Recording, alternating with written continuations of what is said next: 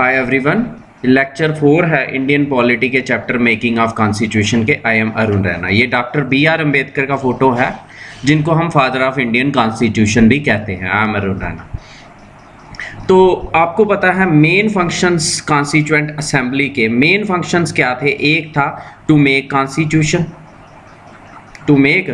Constitution, और फिर पता है आपको changes by the independence act के थ्रू ये टू मेक ऑर्डिनरी लॉज बनाने का काम भी इसको दे दिया था। और फंक्शंस, फिर और क्या क्या फंक्शन थे। इसको फंक्शन दिया कि हम कॉमनवेल्थ गेम्स खेलेंगे या नहीं खेलेंगे, कॉमनवेल्थ नेशन रहेंगे या नहीं रहेंगे। क्या होता है, what is Commonwealth nation? Commonwealth nation होता है वो nation that is under the control of British, जो किसी ना किसी टाइम पे ब्रिटिश कॉलोनी रहा है, under the control of British रहा है किसी ना किसी time. At present total Commonwealth Nations कितने हैं? 54। तो पहला काम इसने फंक्शन परफॉर्म किया कि कॉमनवेल्थ नेशन हमें रहना है या नहीं रहना है। सेकंड फंक्शन इसने परफॉर्म किया, इट अडॉप्टेड नेशनल फ्लैग, जो हमारा नेशनल फ्लैग है उसको भी अडॉप्ट किया था। और कब अडॉप्ट किया था आपको पता है? 15 अगस्त 1947 में हमने आज़ाद होना था, तो हमें एक झंडा तो चाहिए था। तो ये नेशनल फ्लैग को अडॉप्ट किया था 22 जुलाई 1947 को। और क्या काम किया था इसने? नेशनल एंथम जनगण मन, उसको अडॉप्ट किया था 24 जनवरी 1950 को।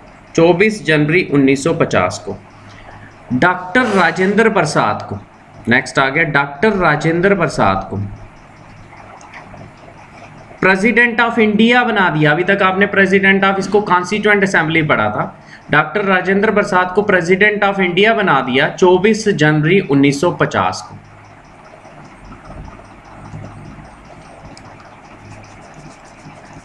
तो ये थे functions performed by constituent assembly. तो देखते हैं अब यहाँ पे क्या क्या फंक्शन थे। तो in addition to the making of the constitution and enacting of ordinary laws, the constituent assembly also perform the following functions. First, it ratified the India's membership of the Commonwealth in May 1949। मई 1949 में जो Commonwealth game में होंगी वो खेलेंगे नहीं खेलेंगे। कौन खेलता है कॉमनवेल्थ गेम्स? जो कॉमनवेल्थ नेशंस हैं, कितने हैं? 54। वो कौन है? जो कभी ना कभी ब्रिटेन के कंट्रोल में थे। तो एक और क्वेश्चन बनता है, why Britain is known as Great Britain? Britain को ग्रेट ब्रिटेन क्यों कहा जाता है? बिकॉज कभी ना कभी इसने ब्रिटेन, जिस तरह आज यूएसए है ना मेजर पावर यूएसए, इसी तरह से किसी ना किसी टाइम पे ग्रेट ब्रिटेन जो होता था ये मोस्ट पावरफुल रीजन था, because it occupies about 53 countries. It ruled over 53 countries. 53 countries के ऊपर कोई रूल किया है इसने। अब बोलोगे 54 कैसे, आज कैसे हो गए 54? तो इंडिया पाकिस्तान डिवाइड भी तो हुए ना, फिर पहले एक ही था, तो इस टाइप का। Next, it adopted the national flag on 22 July 1947 को अडॉप्ट करते हैं national flag. Next, it adopted the national anthem on 24 January 1950 को। It adopted the national song on January 24 1950 को।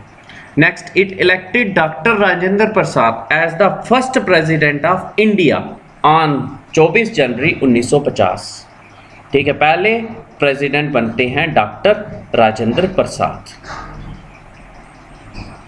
नेक्स्ट आ जाता है इन ऑल।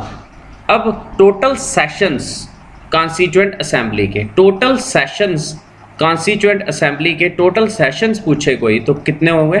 11 सेशन हुए। फर्स्ट सेशन कब हुआ था? फर्स्ट सेशन हुआ था 9 को स्टार्ट हुआ था ना, 9 दिसंबर को। 9 से 23 दिसंबर 1946। और लास्ट सेशन कब हुआ था? लास्ट सेशन हुआ था 26 नवंबर 1949। तो मतलब टोटल टाइम कितना लगा था इसको? टोटल टाइम कितना लगा था 9 से लेके 26 नवंबर, 9 दिसंबर से लेके 1946 से 1949, ऑलमोस्ट दिसंबर से नवंबर है, ऑलमोस्ट 3 साल लग गए थे। लेकिन हम कह सकते पूरा गिनना तो टोटल टाइम लगा था 2 years 11 months and 18 days। Constitution बन के कब आया था? 26 नवंबर 1949 को। 26 नवंबर 1949 को, 26 नवंबर को हम सेलिब्रेट करते हैं कौन सा दिन? सेलिब्रेटेड एज कॉन्स्टिट्यूशनल डे, क्योंकि इस दिन हमारा कॉन्स्टिट्यूशन बन के आया था एज कॉन्स्टिट्यूशनल डे। सिंस 2015 से सेलिब्रेट करते हैं, पहले नहीं। और 26 नवंबर को हमने क्या किया था? अडॉप्ट किया था, अडॉप्ट किया था कॉन्स्टिट्यूशन को। हमने अडॉप्ट कब किया था कॉन्स्टिट्यूशन को? 26 नवंबर 1949 को अडॉप्टेड कॉन्स्टिट्यूशन, हमने अडॉप्ट कर लिया था कॉन्स्टिट्यूशन को। लेकिन एक होता है लागू। लागू कब हुआ था? 26 जनवरी 1950 को। कमेंस्ड मतलब लागू कॉन्स्टिट्यूशन। तो टोटल सेशन कितने हुए थे? 11। पहला सेशन 9 दिसंबर 1946 में स्टार्ट हुआ और लास्ट सेशन खत्म हुआ 26 नवंबर 1949। इसके बाद कॉन्स्टिट्यूएंट असेंबली खत्म नहीं हो गई थी। इसके बाद उसका एक काम खत्म हो गया था, कॉन्स्टिट्यूशन बनाने वाला काम खत्म हो गया था, लेकिन लॉ बनाने वाला उसने कंटिन्यू रखा। ऑर्डिनरी लॉ बनाने का काम कंटिन्यू रखा। कब तक रखा? जब तक पार्लियामेंट चुन के नहीं आई, जब तक पार्लियामेंट इलेक्शनें नहीं हुई। 1951 में इलेक्शन हुई थी, उस टाइम तक ये किसका काम करती थी? पार्लियामेंट का काम करती थी, लॉ बनाने का काम करते थे। टोटल सेशन कितने हुए थे? 11। टाइम कितना लगा था? 2 साल 11 महीने 18 डेज।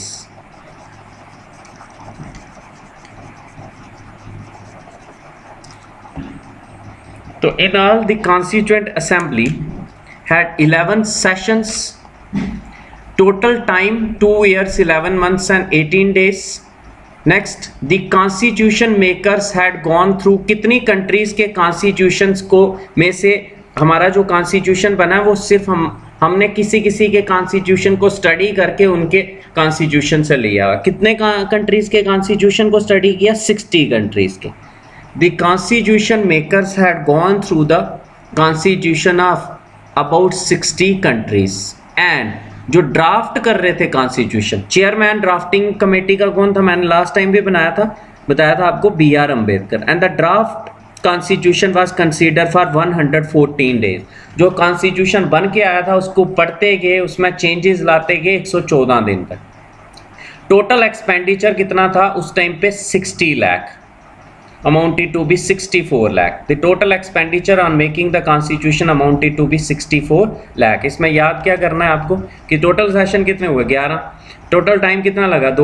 2 साल 11 महीने 18 दिन। कितनी कंट्रीज के कॉन्स्टिट्यूशन को चेक किया? 60 कंट्री। ड्राफ्ट कॉन्स्टिट्यूशन कितने दिन के लिए कंसीडर हुआ था? 114 डेज। टोटल खर्चा कितना आया था? टोटल 64 लाख। हमारा कॉन्स्टिट्यूशन अडॉप्ट कब हुआ? 26 नवंबर 1949। हमारा कॉन्स्टिट्यूशन कमेंस कब हुआ था? 26 जनवरी 1950 को।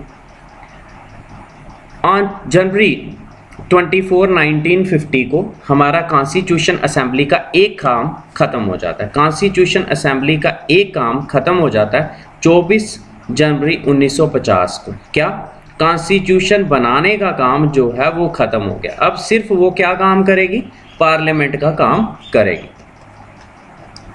और कब तक करेगी? जब तक पहली इलेक्शन नहीं होती।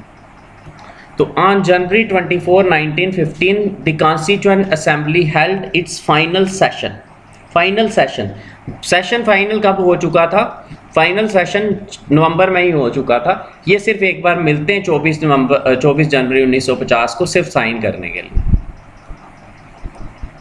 However, it did not end and continued as the Provisional Parliament of India from January 2650 से till the formation of new parliament after the first general election। First general election कब हुई? 1951-52 में। नेक्स्ट इंपॉर्टेंट फैक्ट्स आपने याद रखने। पहला fact है कि सिंबल क्या था कॉन्स्टिट्यूएंट असेंबली का। जैसे आज इंडियन नेशनल कांग्रेस है, उसका हाथ सिंबल है, बीजेपी है उसका कमल है, इसी तरह से इनका क्या था, elephant. Elephant was adopted as the symbol of the constituent assembly. Seal अगर कहीं पे कहीं मोहर भी लगानी है तो एलिफेंट की लगाते थे। Sir BN Rao was appointed as the advisory.